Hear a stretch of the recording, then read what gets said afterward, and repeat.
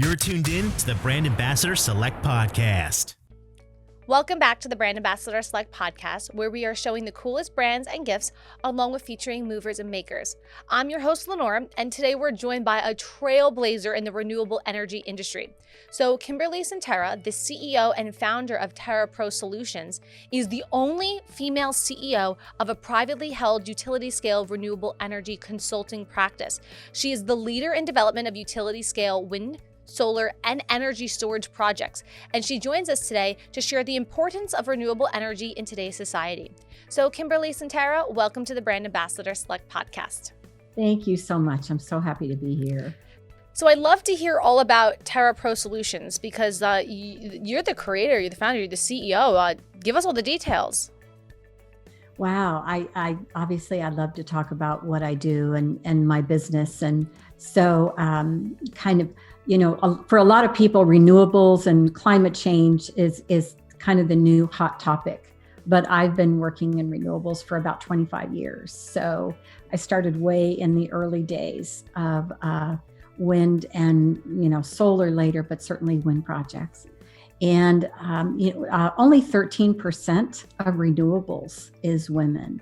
So it's really exciting to have a female business. I predominantly employ women, and it's really not political. It's just that when I looked around the room to hire all the smart people, most of them were women that I wanted to bring on board. So we have a great business. We are risk mitigation specialists in consulting, and we specialize in the development, construction, financing of renewable energy projects across the United States.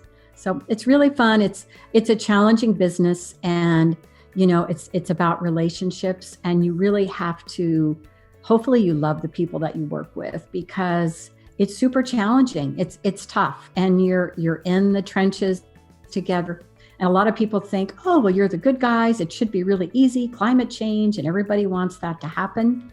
And of course, we all think it's great, but when it comes to being in the weeds and really making these projects happen, it's really hard. And so it's a lot of fun, but it's a lot of hard work. So you said you've been doing this for 25 years. What have you really learned about renewables over that span of time? I think what I really love about renewables is at the end of the day, it changes people's lives. And, my passion has been around the people.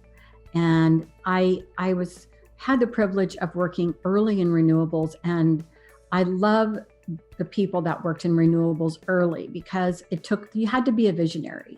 I mean, when we were meeting with landowners in Texas and Colorado and Wyoming, and these people really had to have a vision for the future.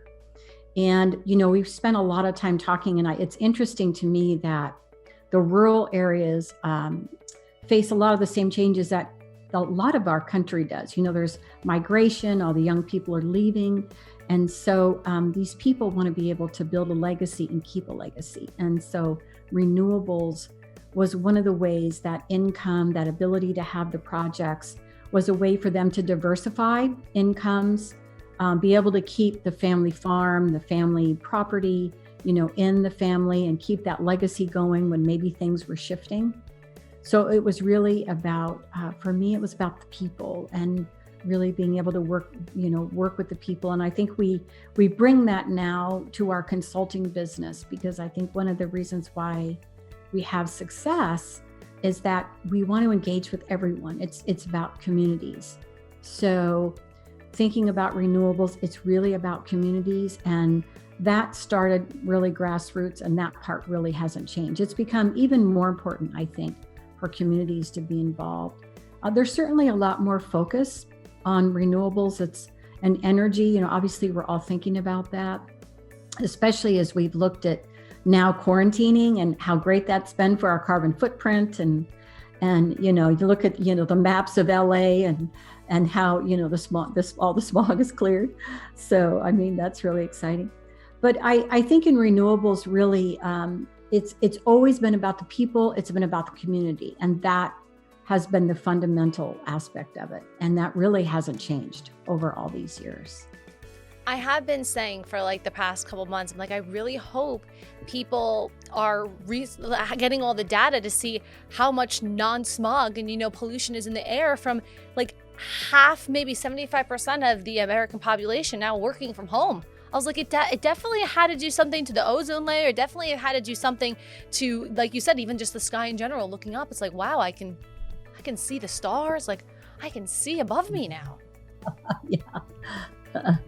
It's absolutely. I think, and obviously, how could you ever have orchestrated this to see those kinds of effects, right? I mean, there's just no way. I mean, you can go driving now during what used to be mainstream traffic at 5 o'clock and you can be somewhere in 20 minutes. And it's like, oh my gosh, I forgot what it was like to not have that. So I think from that standpoint, some of the benefits of this year have been just that really eye-opening fact that we can make a difference. These kinds of things really do change things and they can change for the better. So that will be one of the things that we'll look back on and say, yep, it was good from that standpoint, for sure. So at TerraPro Solutions, who are some of your clients and that you take on? Is it everyday people or is it more like businesses and corporations? Typically, it's more corporations. It's really developers. So a lot of the companies that develop in some respects, they might be the deregulated part of a utility. They may be a large international utility that wants a presence to be able to develop projects. In the most cases, it's developers that are looking to develop utility scales. So, obviously you hear a lot about rooftop and, the Walmarts and all of that, Targets that are putting in, the distributed on top of their buildings. That's one kind of project. A lot of our projects are all ground mount. So they're ground mount solar or they're obviously wind projects. And so it's the companies that are doing that. Some of our other clients are title companies or banks.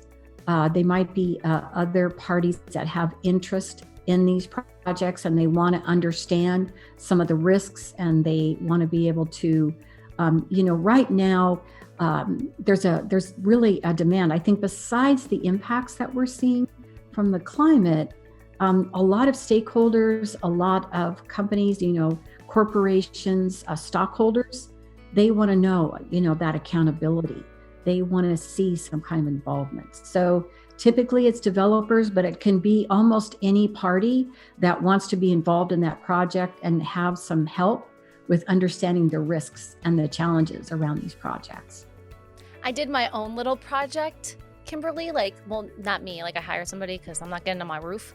But I did my own little project and now have incorporated solar panels into my home and everyday life. And they should be turning them on in just about a week or so. So I'm able to now incorporate and really just dive into renewables in my own everyday life. And I'm happy about that. Baby steps. Yes. I think it's great. And you drive around and you see so much more solar on rooftops and certainly, I think there's that migration. And now in California, some of the newer construction, they're going to be already wired for solar. So they're already going to have that smart technology. So that's really exciting. So, and I think you talk to the people that have that technology and they're already seeing the benefits. And I think it's the same thing, right? You can be excited that not only are you helping your energy bill and you're saving money, but you're also making a contribution to the environment. And I think there's that part of it that's really exciting. And as things shift, when we see energy demand shift, that's going to be a really interesting piece of that. So the more communities that do that, I think the better off it is for all of us. So where do you actually see renewable energy in the next 5-10 years as we continue to progress? I think we're going to see much more of a role. I think we talked about the fact that we've already seen the benefits of what can happen when we make a shift, right? And so obviously this was a huge shift. It wasn't planned. But I think it will help to drive that commitment that now that people can see there's a change, there's a difference. And so I think you'll see a lot more of a commitment to that. I think you're going to see it continue to grow. And we're just seeing it, we're seeing, for instance, with wind turbines, the technology is perfecting so that the turbines are larger, they're taller. And what that's meaning is that there's a lot of areas that are opening up for development in the middle of the country that maybe previously you couldn't really develop a wind project because the wind speeds weren't there. So you're seeing enhancements in technology. I think you're seeing enhancements in costs, and all these things will contribute to that diversification, because I think, renewables in and of itself is not going to replace all the other energy sources. But what it will do is give us that diversification and help people to really make a difference in a positive way. So I really see it just continuing to grow. I think we're going to see expansion into other areas that maybe were off limits because of, challenges.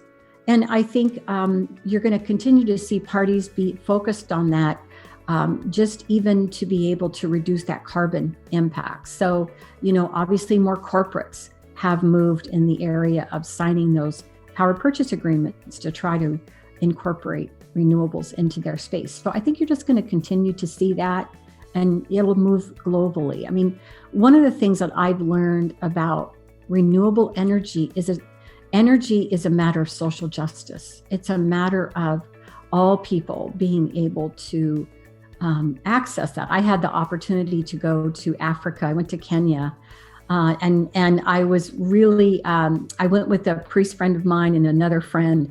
So we got to be with the ordinary people every day. And we saw the people washing their clothes in the same water that they drink from. And, we hear all of this, but from my perspective, looking at this, knowing that you could bring forms of energy in where you could revolutionize that. And so I think on a global basis, and certainly within the US, it's a matter of having good power and economical power and access to water and all these different things. It's a matter of social justice too. And so I think, again, coming out of this year, and I think people are done talking about it. They want to see change, right? We've been talking about it for a long time, but how can we really manifest that change? And I think renewables and energy is a big part of that change.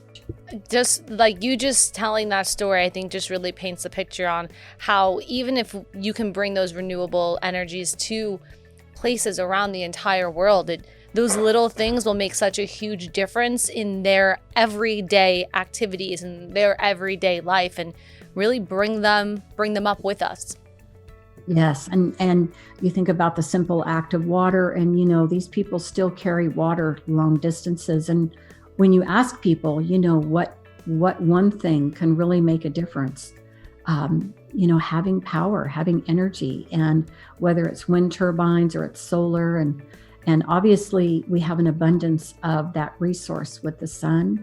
So it can make such a huge difference. And I think also, it helps women, and women, a lot of times, women are not that men aren't, but I think because of women's role in caring for families and communities, women also, it really helps them to change and enhance their life and having that energy. So it's something that I'm really passionate about on a lot of levels, not just because of the environment, but I think, it's just from the social justice standpoint, like how can we make the world better for everyone? And that access to power is one of the really pivotal pieces of that.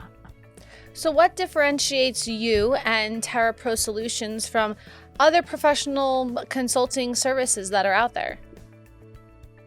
It's interesting because we're frequently told that we don't really have a lot of competition. And I think That's good, right? It's great. I mean, people talk to us and they're like, wow, nobody else does what you do. I think we've built kind of a unique framework of services because there's a lot of folks that understand maybe one piece of the project. They understand that they can go negotiate a lease for you. But what they may not understand is the implications of those terms and provisions, the implications of agreeing to install an access road or agreeing to omit certain land because of a transmission interest, or there may be differences in the topography that can affect the constructability. And so from our standpoint, we look at the totality of the project, and we want to make sure that you understand that you can agree to something on the front end, but here will be the implications on the back end. And so we will look at something like an access road, and it seems like, there's a couple sentences in the lease that may not seem like a big deal, but we have a client that we ended up doing some lease review for, because they had to build an access road that cost them several $100,000. And it was it was ag property, so agricultural property. And so you understand, you've got farmers, they've got to be able to access different parts of the property. So, but something very simple, like just a sentence or two, ended up costing, several $100,000. And so understanding that and what those implications are. So I think that's really what sets us apart, is we're looking at the totality of all the different impacts. We've worked with all the agencies. We've worked with the Indian groups. We've worked with, water districts. We've worked with a lot of the different stakeholders. And again, it's about community. You cannot develop an energy project of the scale that we're doing in isolation. You have to understand who all the stakeholders are and bring those stakeholders to the table with you. And a lot of times we're involved early, to make sure that everyone sees the benefits and everyone understands, what we're facing. So Kimberlee, as we're learning along with you today, what do you think is one big fact that we should know about renewables? I think renewables is really difficult, and so I think in some cases we need to do a better job of getting the word out there on who we are, and that as a group, as an approach, as a team, and there's a whole, huge industry that are working. But at the end of the day, when you boil it down, they really care about the people. And I think we need to really get that message out there, that we are always looking for the balance. We're always trying to manage that tension between the community and the energy needs, because at some point they have to come together. And so I think we need policy changes. We need different changes to be able to support that. But I think to be able to get that message out there, because I still talk to people and they're like, "Oh, renewables, really? You're doing that? That's really up and coming." And I don't want to laugh. I'm sorry. That's kind of funny. I know, it's like, really, that's the new thing, right? And I've been doing that a long time. So I know it's been around for a long time, but really that's kind of on us as an industry, right? I don't feel like we've done a good enough job of getting the message out there of who we are, what we're trying to do, the difference that it makes, the industries, the communities, the cities. I mean, I have seen whole cities grow up around renewables, around all the jobs that come in, around all the demands, the hotels, the restaurants, all the different vendors. I was starting in and out of Abilene, Texas, back in the early 90s, negotiating leases. And of course, there's been a whole series of projects since then. But that whole city to me, it's a great example of a city that's prospered with all the impacts that, and the benefits. So I think that's the message that we need to get out there, is that, we are really contributing, and this is something that's really viable, and it's been around for a while. So more on Kimberlee, you can head to TerraProSolutions.com. That's TERRA Pro, PRO Solutions, SOLUTIONS.com. You can check them out on Facebook at TerraPro Solutions, as well on Instagram at TerraPro_Solutions, and on Twitter at TerraProS. And if you want to chat with Kimberlee too, she could tweet you back at KimTerraPro, and obviously they are both on LinkedIn as well. Thank you for joining us today. Thank you so much. It's been really fun. I really appreciate the opportunity. You know what? Yes, you're welcome. But thank you for really just educating not just the listeners, but myself as well, on the future of renewables, and really on how I can keep my eyes open on the different policy changes or on how I can even contribute to creating a better earth for generations to come. Right. Thank you. Well, that's a wrap on another episode of the Brand Ambassador Select podcast. I'm your host, Lenore. Hit that subscribe button so you never miss one. More at brandambassadorselect.com, and we will see you next time.